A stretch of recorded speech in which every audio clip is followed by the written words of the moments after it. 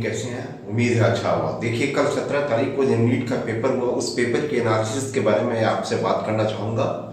देखिए, इस बार भी नीट में जैसा पहले से भी होते आ रहा है, बायोलॉजी के जो पेपर्स थे वो एनसीईआरटी के ऊपर आधारित थे। आप उसमें क्वेश्चन के पेपर के जब हम एनालिसिस करते हैं तो देखते हैं कि उसमें चाहे बॉटनी का सेक्शन हो या चाहे जूलॉजी का सेक्शन हो, सबों में एनसीईआरटी को ही आधार बनाकर क्वेश्चन दिया गया था। इस बार का क्वेश्चन थोड़ा सा मोर इंटेलिजेंट था एज कम्पेयर टू 2020 और 2021 की तुलना में। इस बार बच्चों की कंसिस्टेंसी ज़्यादा काम आई। जिन बच्चों ने रेगुलर ढंग से बायो को लिया, कॉजुअली नहीं लिया, एग्जामिनेशन के समय में तैयारी करने नहीं बैठे, जो रेगुलर पढ़ रहे हैं, उनकी जो है काफ़ी ज़्यादा पेपर अच्छी हुई, उन्होंने अच्छा स्कोर किया।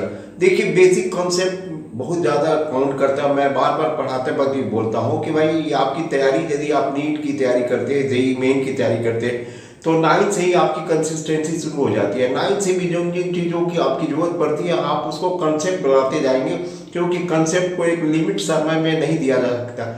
कोई व्यक्ति अगर कहता है कि हम 2 साल कोचिंग करके क्रैक कर लेंगे किसी भी एग्जामिनेशन को, वो कर नहीं सकता है। एग्जामिनेशन की क्रैक करने की एक लंबी पद्धति होती है, और नीट या आईआईटी जेईई की क्रैक करने की 4 साल का समय लगता है, और ये शुरू होता है 9th, 10th, 11th, 12th। यदि आपने इन 4 सालों में बहुत अच्छे ढंग से पढ़ाई की, सीबीएसई के करिकुलम को फॉलो किया, सीबीएसई के हर चीज़ों को फॉलो किया, तो ऑब्वियसली आप बोर्ड एग्जाम क्लास 12 में 90% एबोव मार्क्स स्कोर करेंगे।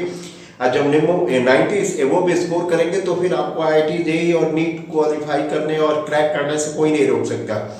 अब देखिए, इस वीडियो में हम लोग बात कर रहे हैं स्पेसिफिकली बायोलॉजी का सेक्शन का। तो बायोलॉजी में जो क्वेश्चंस आए थे, बॉटनी और जूलॉजी के जो पेपर्स थे, बड़ी आसानी पेपर थे, बेसिक थे। हालांकि जिन बच्चों को बेसिक क्लियर नहीं हुआ उनके लिए तो टफ लगा होगा, लेकिन जिन बच्चों को बेसिक क्लियर था उनके लिए बहुत परेशानी बात नहीं। देखिए, डिलीटेड पोर्शन से भी क्वेश्चन पूछे गए, जैसे आपने देखा होगा फोटोसिंथेसिस से क्वेश्चन थे, मिनरल न्यूट्रिशन से क्वेश्चन थे, लार्वा फॉर्म से क्वेश्चन थे, एम्ब्रियोनिक डेवलपमेंट से क्वेश्चन थे, प्लांट टिश्यू से डेवलपमेंट थे, एंजियोस्पर्मिक फैमिली से क्वेश्चन थे। मैंने ऑलमोस्ट हर सेक्शन को ये नीट में क्वेश्चन टच करते ही हैं।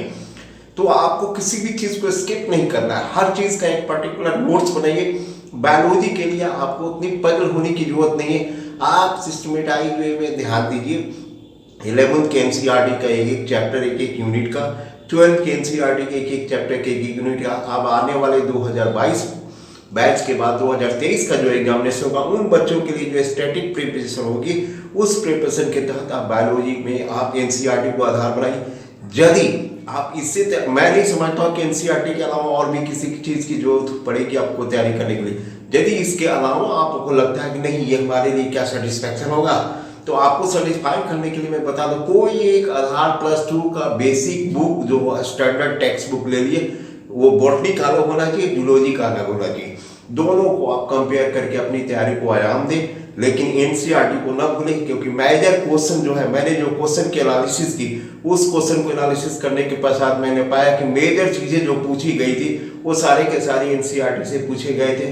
देखिए, इसमें 2 ढंग के क्वेश्चन भी रहते हैं, करेक्ट चॉइस करना होता है, इनकरेक्ट चॉइस करना होता है। इसलिए इस क्वेश्चन को माइन्यूटली देखें, बहुत सारे क्वेश्चन लड़के ध्यान से देखें और क्विक मार देते हैं आंसर। नहीं, ऐसा नहीं होना चाहिए। पहले पूछिए उसमें इनकरेक्ट पूछ रहा है कि करेक्ट पूछ रहा है। यदि आपने यहाँ पर डिफ्रेंशिएट नहीं किया तो फिर आपका क्वेश्चन गलत होना ही है, और एक बार आप ये क्वेश्चन गलत हो गए तो पीछे कितना आप चले जाए आप समझ सकते हैं।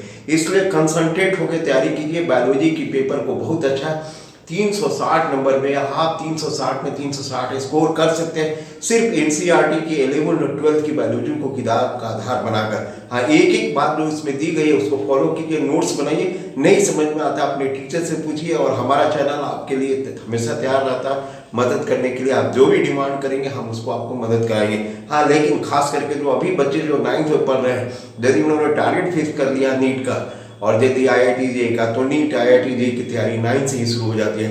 9th से ही अपने आप को सेल्फ स्टडी पर ध्यान दें, फोकस दें, और टेक्स्ट को कवर करें, टेक्स्ट को कवर करें, साइड बुक पर कम ध्यान दें।